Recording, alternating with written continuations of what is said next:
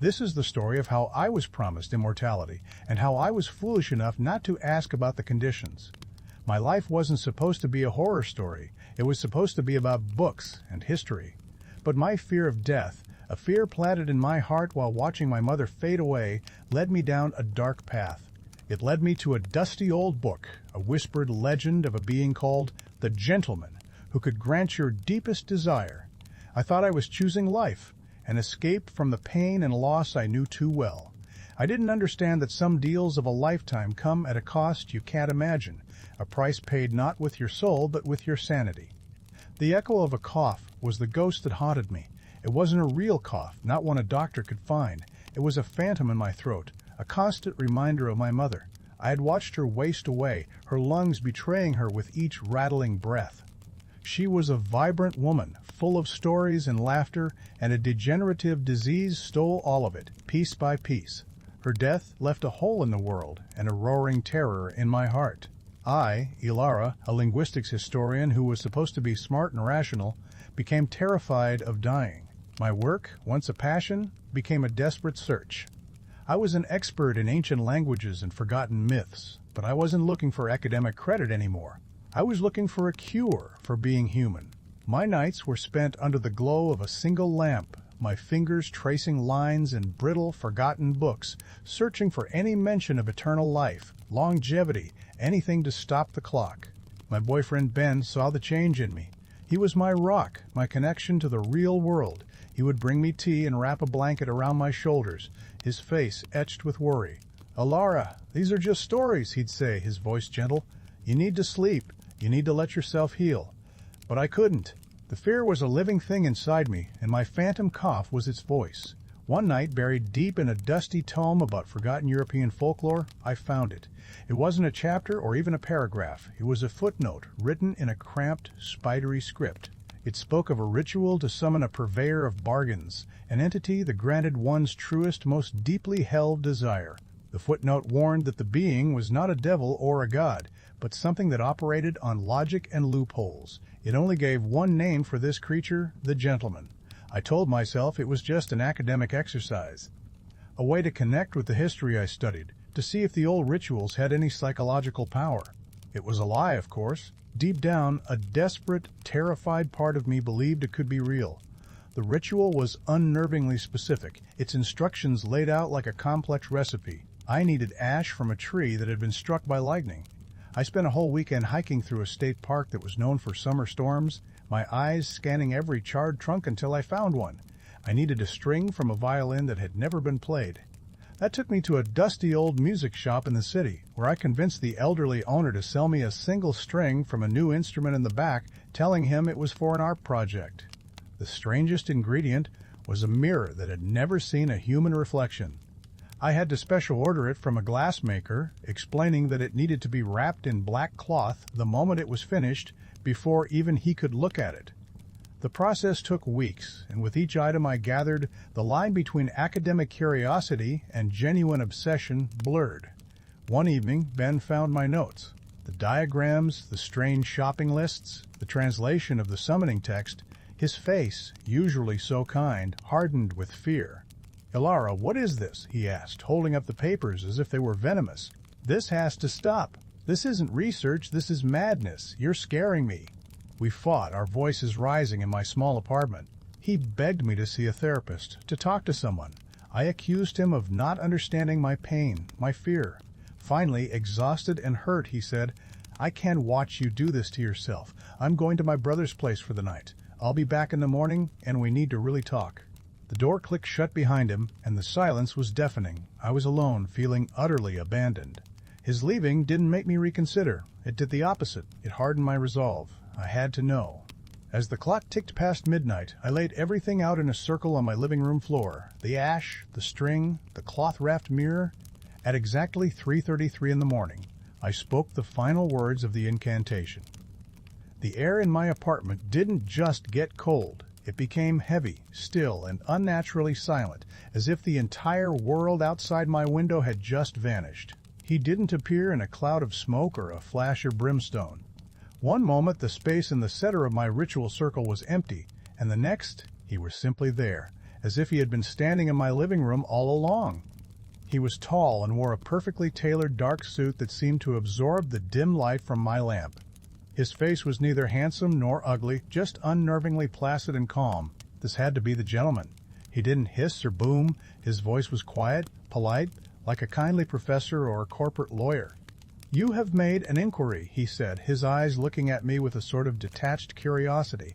"I am here to address it." My heart hammered against my ribs, but his calm presence was strangely disarming.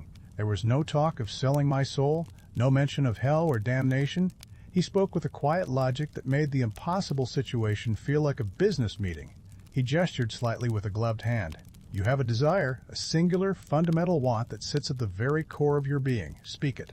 My throat was dry. All the grand things I could have asked for, wealth, power, knowledge, they all seemed meaningless. There was only one thing I wanted, the reason I had come this far. My voice was a trembling whisper. "I want to be immortal," I said, the words hanging in the silent air. "I want to live forever. I don't want to die." The gentleman's lips curved into a thin, placid smile. It didn't reach his eyes. His eyes held nothing but calm observation. "A common request," he said softly. "Very well. Granted." And just as he had appeared, he was gone. There was no sound, no flash. He simply wasn't there anymore. I was left alone in my silent apartment, the ritual ingredients still sitting on the floor. The air slowly warmed back to normal.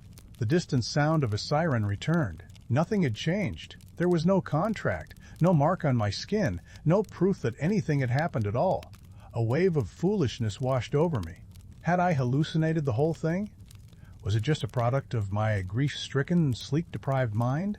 A week went by. Life felt strangely normal. In fact, it felt better than normal. The feeling of foolishness I had after the ritual slowly faded, replaced by a profound sense of relief. My psychosomatic cough, the constant nagging ghost in my throat that had plagued me for months, was completely gone. I woke up each morning feeling rested, vibrant, full of an energy I hadn't felt since before my mother got sick. The world seemed brighter, colors more vivid. I even reconciled with Ben. He came back the next morning, just as he said he would, and I apologized. I laughed it all off as a weird phase, a strange way of coping with my grief. He was so relieved that he didn't push it. We were happy again. The terror that had been my constant companion for so long finally lifted. I felt free. I started to believe that maybe, just maybe, the ritual had worked. Not in a big, dramatic way, but in a gentle, benevolent one. Maybe the gentleman was a kind of cosmic therapist who had simply cured my obsession. The real test came on a rainy Thursday. I was driving to the university library when a car ran a red light and slammed into my passenger side. The sound of screeching tires and crunching metal was terrifying. My car spun out and my arm was thrown violently against the door. I braced for the sharp, sickening pain of broken bone. But it never came. I sat there for a moment, stunned, my heart pounding. When I finally climbed out of the wreck, I was shaking, but completely unharmed. My sleeve was torn, but my arm beneath it didn't even have a bruise. The paramedics were baffled. "You are incredibly lucky," one of them said, shining a light in my eyes. "You should have been seriously hurt." I just smiled, a real, genuine smile. It was true. I was immortal. The gentleman had kept his promise. The next morning, I woke up with the sun on my face, feeling wonderful. Ben brought me coffee in bed. "Morning, sleepyhead," he said, kissing my forehead. "You were really out of it last night." His words were so familiar. A strange chill went down my spine. They were the exact same words he had said to me the morning after our big fight, the morning I had apologized and we had made up. "You said that last week?" I said with a little laugh. Ben just looked at me, his brow furrowed in confusion. "Said what last week? What fight?"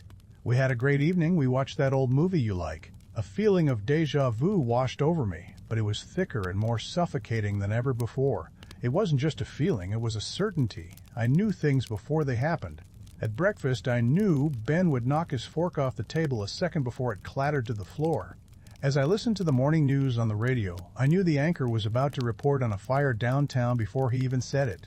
I went to my usual coffee shop on the way to work, and I knew with absolute dread that the new barista was going to fumble my order and spill hot coffee all over the counter. I stepped back just as she did, avoiding the splash. She apologized, flustered, using the exact same words she had used a week ago. I tried to tell Ben about it when I got home. "Something is wrong," I said, my voice shaking. "Everything is happening again. The exact same way." He put his hands on my shoulders, his expression full of concern. "Elara, you've been under a lot of stress. First your mom, then that car accident. Maybe you just need to relax." He dismissed it as anxiety, a trick of a tired mind. But I knew it wasn't. The day felt too familiar, a perfect, horrifying copy of the day that had happened 1 week prior. Late that night, my hands trembling, I pulled out my phone. I stared at the screen, my heart turning to ice. The date confirmed my deepest, most unthinkable fear. It was Tuesday, the Tuesday after I had made the pact with the gentleman. The same Tuesday I had already lived through. I was reliving the same 24-hour period over and over again. A scream tore its way out of my throat, a raw, terrified sound. The world seemed to wobble, the light from my lamp stretching and distorting for a single, sickening second. And then I was in my bed. The morning sun was streaming through the window, hitting my face. The scent of coffee was drifting from the kitchen. The memory of my own scream was still ringing in my ears, fresh and real. Ben walked into the bedroom, a mug in his hand. "Morning, sleepyhead," he said, kissing my forehead. The loop had begun again. My initial scream of terror soon gave way to a cold, methodical desperation. If I was trapped, I had to understand the rules of my prison. The first few loops were spent testing the bars. The most obvious test was death. I needed to know if my immortality was real, or if this was some kind of purgatory. One loop, I walked to the highest floor of my apartment building. My heart hammered as I stood on the roof, the wind whipping my hair. I thought of my mother, of the finality of her end, and I stepped off. The fall was a dizzying rush of air and concrete, but there was no impact. There was only the sudden, jarring sensation of waking up in my own bed, safe and unharmed, the morning sun on my face. The loop had simply reset. Immortality was real. Next, I tried to escape. I packed a bag, got in my car, and drove. I drove east for hours, determined to be in another state by the time the day was supposed to reset. But a series of strange, unexplainable obstacles blocked my path. A sudden, massive pileup closed the entire highway. A freak mudslide blocked the only alternate route. A bizarre chemical spill forced an evacuation of the next town. No matter which way I went, something impossible happened to force me back towards my home until I was driving down my own street as the day came to a close, defeated. The world itself was my cage. The people were the worst part. They were like robots running on a script. Their conversations, their actions, their jokes, all identical every single day. The only thing that changed was what I did. If I intervened, if I spoke to someone new or did something unexpected, they would react, but their memories would be wiped clean with the dawn. I was the only one who remembered. I was completely, utterly, and absolutely alone in my awareness. I fell into a deep despair, but one afternoon during what must have been the 20th or 30th loop, I saw him. Across a busy street, standing perfectly still in the flow of the crowd, was the gentleman. He was watching me. His expression wasn't menacing or pleased. It was the look of a scientist observing an experiment, a look of detached academic interest. He held my gaze for a long moment, then he turned and simply melted into the crowd, gone as if he were never there. The love I felt for Ben, once my greatest comfort, became my greatest source of agony. Each morning, he would greet me with the same kiss, the same smile, completely unaware that I had lived this day with him dozens of times before. I had to meet him again for the first time, every single time. I had to pretend to be surprised by his jokes, jokes I had heard so many times I could recite them from memory. I had to feign interest in his stories about work, feign excitement for the movie we would watch that night. It was a performance, and it was grinding away at my sanity. He would look at me with such genuine love, and I would feel like a fraud. My heart would ache with a loneliness so profound it felt like a physical weight in my chest.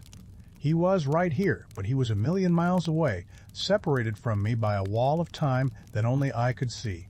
I tried to find a way to break through, to leave a message. In one loop, I spent hours writing. I filled pages and pages of a notebook, pouring out my terror, my despair, my explanation of the time loop.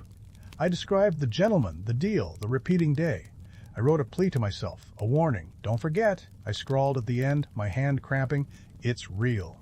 I hid the notebook under my mattress, praying that some trace of it would survive the reset. The next morning, I woke up with a sliver of hope. I immediately reached under the mattress. My fingers found the notebook. I pulled it out, my heart pounding with anticipation. I opened it. Every single page was perfectly, spotlessly blank. The world didn't just reset people's memories, it reset everything. The ink on the page, the dent in a car fender, the dirt on the floor. Everything was wiped clean. The only thing that remained was my own conscious, remembering mind. I was a ghost, haunted not by the past, but by an eternal, unchanging present. After what felt like months trapped in the same Tuesday, I started to notice things, tiny things. During one loop, as I walked down the hallway of my apartment, I saw that a painting of a peaceful seascape, one that was always perfectly level, was hanging slightly crooked. It was a tiny, insignificant detail, but it was wrong. It sent a jolt of pure ice through my veins. The perfect prison had just shown its first crack. The glitches, as I started to call them, became more frequent and much more unnerving. The crooked painting was just the beginning. A few loops later, I went to my bookshelf to pull out a favorite book of poetry. But the book wasn't there. In its place was a novel I had never seen before, with a different title and a different author. I pulled it out, my hands trembling. The book felt real, solid, but it was wrong. It didn't belong. The next day, it was gone, and my poetry book was back in its proper place. The world wasn't just repeating anymore. It was like a computer file that was slowly being corrupted, degrading with each cycle. My horror began to shift. It was no longer just about the prison of repetition. It was about the fear that my reality itself, the very fabric of my world, was fraying at the edges. The glitches started to affect more than just objects. One loop, I was looking at a framed photo on my nightstand. It was a picture of me and my father at my college graduation. We were both smiling, his arm around my shoulder. I had looked at that photo 1,000 times, but on this day the man in the photo wasn't my father. He was a complete stranger, a man with a thin mustache and cold eyes, smiling next to me. I dropped the frame, and it shattered on the floor. The next morning, the photo was back to normal, my father's familiar face smiling out at me. The terror was suffocating. Was I going crazy? Were these just hallucinations? Or was the world I was trapped in literally falling apart around me? The worst glitch came in a moment of absolute silence. I was sitting on the sofa, the quiet of the apartment pressing in on me. And then I heard it, a whisper. It was a distorted, electronic-sounding echo of my own voice, and it said a single word, definitely. It was a word from a conversation I knew was coming. A conversation I wouldn't have with Ben for another 3 hours, when he would ask me if I definitely wanted to order pizza for dinner. The sound came from nowhere and everywhere at once, a ghost in the machine of my broken day. If I was going to survive, I couldn't just endure the loop. I had to understand it. I had to understand him. My fear turned into a new kind of focus. The gentleman was the key. He wasn't a demon to be banished or a god to be prayed to. He was the architect of my prison, and I needed to find his blueprints. I dedicated my repeating day to research. My perfect memory, once a curse, became my most powerful tool. I no longer needed to search for books in the university library. I knew exactly where they were on the shelves. I didn't need to stumble through online databases. I had memorized the search terms and pathways that led to the most obscure information. I became incredibly efficient, a scholar racing against a clock that always reset. I devoured texts on cosmology, theoretical physics, and forgotten religions. I pieced together fragments of lore from a dozen different cultures, all speaking of similar entities, beings tied not to morality but to the fundamental laws of the universe. They were described as cosmic lawyers, exploiters of loopholes in the fabric of reality itself. They didn't break the rules, they bent them until they snapped. The gentleman hadn't cursed me with magic. He had used the physics of time and perception against me. He had found a flaw in the system and granted my wish in the most brutally literal way possible. Late one night, in the deepest part of the library, I found a recurring theme in the scattered lore. It was a strange, cryptic idea that appeared in different forms across different texts. The bargains these entities made were never really about changing the wisher. They were about changing the entire world's perception of the wisher. It was a subtle but profound difference. The gentleman hadn't made me immortal. He had made a world where I could not die. The horror of that distinction was just beginning to dawn on me. The glitches began to bleed into the people around me. The corruption was accelerating, and it was terrifying. One morning I woke up and looked at Ben. His eyes, which I knew as well as my own, were the wrong color. His warm brown eyes were a cold, piercing blue. I must have stared my own eyes wide with horror because he laughed. "What's wrong? See a ghost?" The next morning his eyes were brown again. The loop had corrected itself, but the memory of those cold blue eyes was burned into my mind. The world wasn't just degrading, it was forgetting how to render itself properly. I was the anomaly, the error in the code, and my presence was causing the whole system to crash. A few days later I was walking down a busy city street. People bustled past me, their faces a familiar backdrop to my repeating day. But then I saw him. A man walking towards me, and his face, it wasn't a face. It was a blur, a smear of features that shifted and swam like oil on water. I stopped dead, a gasp catching in my throat. He walked right past me, seemingly unaware of his own horrifying appearance. I felt a wave of nausea. The world wasn't just forgetting details. It was forgetting how to draw people. The worst part was the fear of what was coming next. If the world was forgetting itself, would it eventually forget me? The thought was a new kind of terror, a fear of non-existence that was somehow worse than the fear of death I had started with. Late one night, near the end of a particularly bad loop filled with flickering lights and strange sounds, I gathered the courage to look in a mirror. I had been avoiding my own reflection. I stared into my own eyes, searching for some sign that I was still me. For a long, terrifying second, the person looking back at me was a stranger. Her eyes were vacant, empty, and unfamiliar.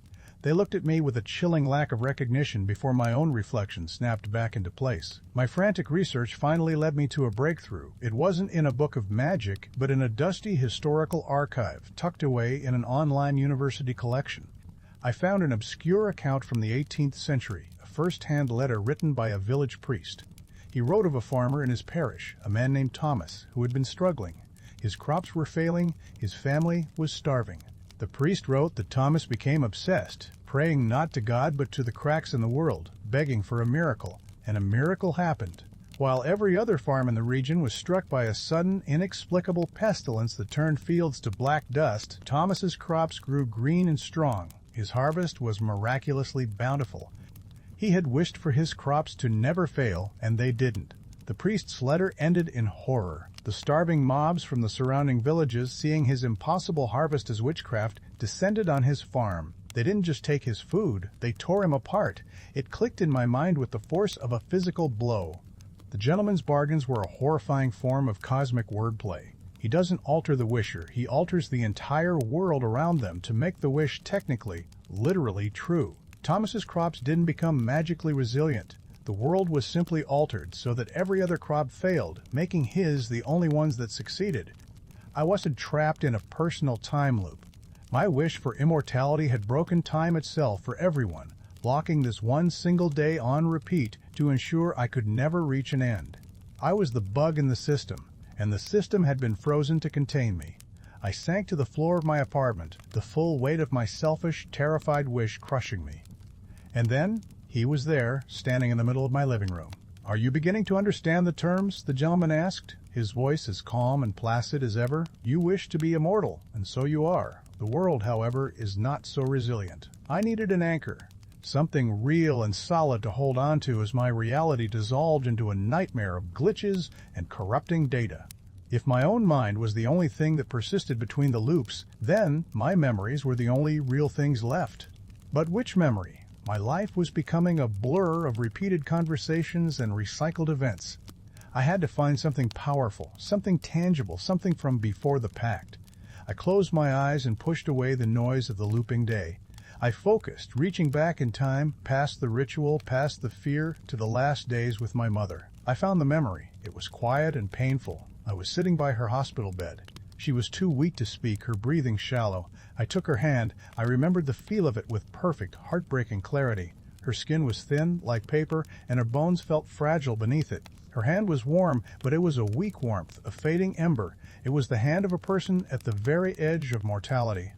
This memory, a symbol of the very thing I had run from, The death I was so desperate to escape became my shield.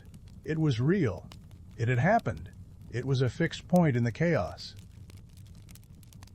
The next time a major glitch occurred, the walls of my apartment seeming to breathe and ripple, I didn't panic. I closed my eyes and focused on the feeling of my mother's hand in mine, the papery skin, the fragile bones, the fading warmth. I held on to it with all my might, and for a moment the world snapped back into sharp focus. The walls were solid again. My anchor worked. It was a small victory, but it gave me a sliver of hope. I had a weapon. But the decay was getting worse. The world was fighting back harder. One evening, the ultimate test of my anchor arrived. Ben walked through the door after work, just as he always did. But he didn't smile. He didn't say, "I'm home." He just stopped in the entryway and stared at me. His face was a mask of confusion and suspicion. "I'm sorry," he said, his voice cold. "Who are you, and what are you doing in my girlfriend's apartment?" The horror of my situation finally became clear in its entirety. It wasn't just about a repeating day or a decaying world. The universe was not just glitching, it was actively trying to heal itself. And I was the wound. I was the paradox, the impossibility that it needed to fix. The world wasn't just forgetting small details, it was starting to forget me. Ben not recognizing me was the first step. He was the person closest to me, and his mind, reset every day, was beginning to reject my presence in his life. The glitches were the seams of reality tearing as it tried to push me out. My wish was for immortality, to live forever. But if I was to live forever, a being outside the natural flow of time, then the universe would have to forget I ever existed within it at all. It was the only way to resolve the contradiction. I would be left a conscious ghost, a silent observer wandering through a world that no longer had a place for me, where no one could see me or hear me, where my own home was no longer mine. I ran back to my apartment building, my heart pounding with dread. I pulled out my keys, the same keys that had worked for hundreds of loops. I jammed the key into the lock of my apartment door. It wouldn't turn. It didn't fit. I peered through the peephole. The inside of the apartment was different. The furniture was wrong. A strange man I had never seen before was making coffee in the kitchen. It wasn't my home anymore. The world had not just forgotten that Ben knew me, it had forgotten my address. The loops began to unravel. They became shorter, more chaotic and unpredictable. The stable 24-hour cycle I had grown accustomed to was gone. Now the day might reset after 12 hours, or 6, or sometimes after only a few minutes. The world would stutter and jump, lurching forward and then snapping back to a new, random starting point. The glitches were no longer subtle. They were monstrous. I saw buildings stretch and twist into impossible, non-Euclidean shapes against the skyline. I saw the faces of strangers on the street melt like wax, their features running together into screaming, silent masks. Language itself started to break down. Signs on the street would be a garble of nonsensical letters. The voices on the radio would speak in a distorted babble, a word salad of noise. I was a castaway on a churning, collapsing sea of time. My only piece of driftwood was my anchor, the memory of my mother's hand. I clung to it constantly, the feeling of her papery skin, the only thing that felt real in the waking nightmare. I spent my time huddled in alleyways or abandoned buildings, trying to stay out of sight of the melting people and the twisting architecture. I was utterly alone, a silent witness to the end of my own world. In one moment of terrible, chaotic collapse, as the very ground seemed to tear open, I saw them. Across a fractured landscape of swirling colors and broken physics, I saw other figures. They were shadowy, indistinct like smudges of smoke. They wandered aimlessly through the ruins of reality, their forms flickering in and out of existence. I knew, with a certainty that chilled me to my core, that they were past victims. Other souls who had made bargains with the gentleman and were now lost in their own private, collapsing hells. I was huddled in an alley, the world around me a frozen canvas of a half-finished scream. A car was stretched into a long, thin ribbon of metal, and the sky was the color of a bruise. I knew I couldn't break the deal. The lore was clear on that. The bargains were absolute, but maybe, just maybe, I could renegotiate. He had granted my wish, but the result was defective. It was a flawed product. I was promised an eternity, but what is an eternity in a world that is ceasing to exist? It was a paradox, a contradiction. He was a being of logic. Maybe logic was the key. I closed my eyes, ignoring the screaming chaos of the frozen world around me. I focused everything I had, every ounce of my will, on my anchor. I didn't just remember my mother's hand. I poured the entirety of my conscious existence into that single sensation. The memory became my voice. I wasn't pleading for help or begging for release. I wasn't calling for the gentleman. I was issuing a summons. I was a client with a complaint, and I was demanding to speak to the manager. The chaos froze. The horrifying, melting world snapped into a silent, still tableau. Every twisted shape, every screaming color became a statue in a gallery of madness. He stood before me in the middle of the alley, the gentleman. His suit was, as always, immaculate. He wasn't angry or annoyed. He simply had one eyebrow raised, his head tilted slightly. He looked intrigued, like a master chess player who has just seen his opponent make a surprisingly clever move. He didn't speak. He just waited, watching me with those placid, unreadable eyes. I stood up, my legs shaky, but my voice was steady. I didn't cry or scream. I used his own language, the language of contracts and conditions. "You granted my wish," I said, my voice echoing in the silent, broken world. "I asked for immortality. I am immortality, but the conditions are unstable." I gestured to the frozen nightmare around us. "This world is the vessel of my immortality, and it is being destroyed. An eternity spent in a collapsing null space is, by definition, a finite eternity. It's a breach of contract." I wasn't a victim complaining about my suffering. I was a logician pointing out a flaw in his design. I was telling him his perfect, inescapable trap had a bug. For the very first time since I have met him, the gentleman's thin, placid smile faded. He wasn't amused anymore. He was listening. The silence stretched for a long moment. He looked from me to the twisted world and back again. He gave a slow, deliberate nod. "Your reasoning is sound," he said, his voice as calm as ever, but with a new note of respect in it. "The paradox is inefficient. The system is consuming itself to maintain your existence, a temporary solution at best." He was confirming my theory. To make me live forever, he had broken the timeline I was in. But the break was messy, and the whole structure was falling apart. He looked at me, his head tilted. "A revision to the terms is in order," he stated, as if discussing a minor change in a business plan. "I can offer you a new condition, a stable form of immortality," he described it. "I could step outside of my corrupted loop, outside of time as mortals perceive it. My existence, my consciousness, would be preserved, perfect and unending. The broken world around us would be erased, the paradox resolved. I would be safe, forever." A cold dread crept up my spine, colder than any fear I had felt in the loop. It sounded too good, too clean. "What is the price?" I asked, my voice barely a whisper. "For this stability?" The gentleman's smile returned, but it was different now. It was the smile of a predator. "You will no longer be a prisoner," he said softly. "You will become a warden." The condition was simple, logical, and more horrifying than anything I could have imagined.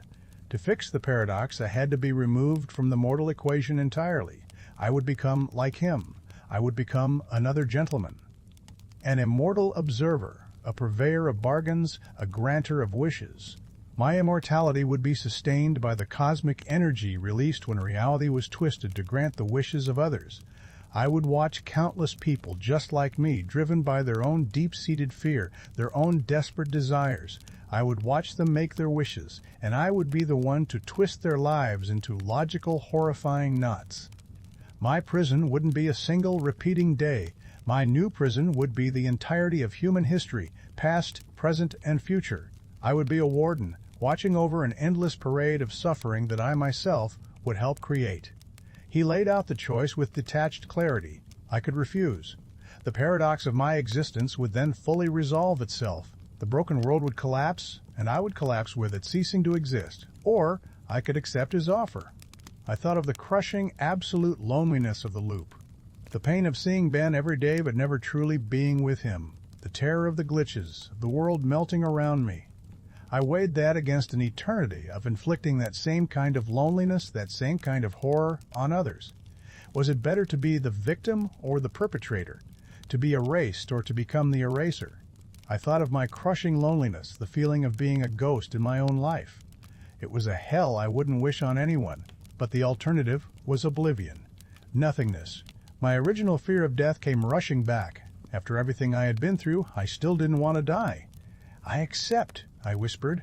The word felt like ash in my mouth. The moment I accepted, the broken, frozen world around me dissolved.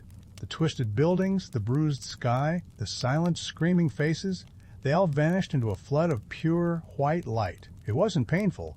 It was like being wiped clean. When the light faded, I was standing in a quiet, timeless space. It felt like a very old, stately office or a vast, empty library. There was no up or down, no walls, just a calm, neutral emptiness.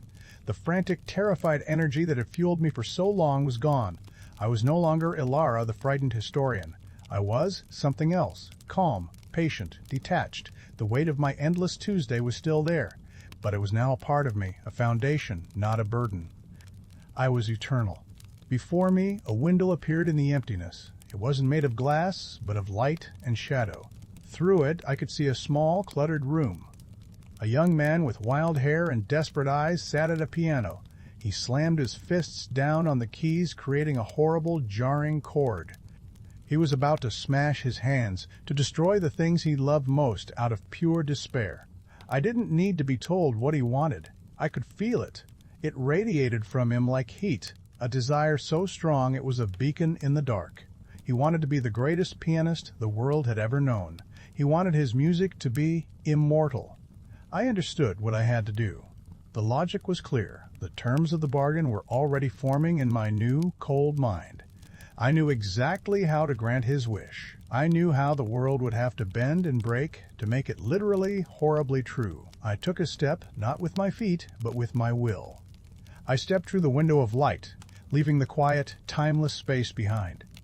I appeared before the young man, not as a monster or a specter, but as a calm, well-dressed woman offering a simple, logical solution to his problem. His name was Leo, and his daughter Maya was fading. A rare disease was stealing her from him, and the doctors had run out of answers. In his desperation, he had turned to the forgotten things, the whispers in old books that promised miracles for a price. He had found an obscure ritual online, piecing it together from forum posts and scanned pages of a book he couldn't even read. He had performed it an hour ago, not truly believing, but having nothing left to lose. And now a woman was standing in his studio. She hadn't made a sound. She was just there. She was calm, dressed in a simple, elegant suit, and her eyes looked incredibly sad, as if she carried the weight of 1,000 lifetimes. He scrambled to his feet, his heart caught between terror and a desperate, surging hope. "Please," he pleaded, his voice cracking. "My daughter, she's so sick. Please, I'll do anything." "I want my daughter to live." The woman looked at him, and her sad eyes held a deep, chilling understanding. She saw his fear, his love, his desperation. She saw it all with the cold logic of eternity. She smiled a thin, placid, heart-breakingly familiar smile. "I can grant that," she said, her voice devoid of malice, but full of a terrible, endless pity that was far worse. "But you didn't ask about the conditions.